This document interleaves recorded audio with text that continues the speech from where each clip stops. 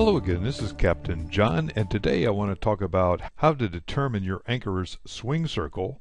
When you drop your anchor, your boat will tend to swing along the perimeter of a circle if the wind or current shifts. You want to make sure that you avoid contact with other boats, keep from grounding on nearby shoals, and you can use your anchor swing circle to set your GPS alarm to warn you if you drift outside of this circle. Let's take a look at a simple formula devised by sailor and author John Rumanier. First, you want to write down 4 factors: your overall boat length, the amount of anchor road you intend to use at the anchorage, the depth of water at the anchorage, and your bow freeboard, which is the distance from the bow down to the waterline. Work through this example with a simple calculator. Our boat length is 36 feet. And we determined an anchor road length of 100 feet.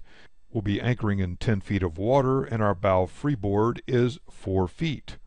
First, we want to square the anchor road, so we multiply 100 times 100, and this gives 10,000. Next, we want to add our depth of water plus freeboard, which gives 14 feet, and square this factor.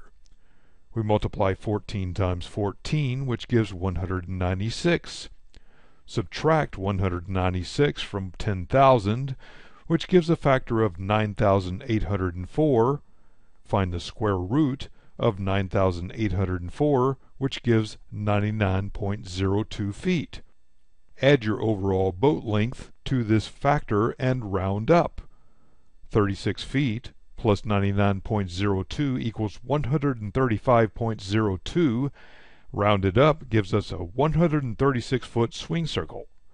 Realize that anchor swing circle calculations are just an estimate. Make sure that you have enough room to clear all boats and dangers. Increase anchor swing circle if necessary. Plot your swing circle radius onto your nautical chart or chart plotter, or enter this radius in your GPS to warn you if you drag outside your calculated anchor swing circle. For more tips like these, visit skippertips.com, and you can find a whole lot more tips in the collector's edition of 101 Secret Sailing Tips, the brand new ebook now available on skippertips.com.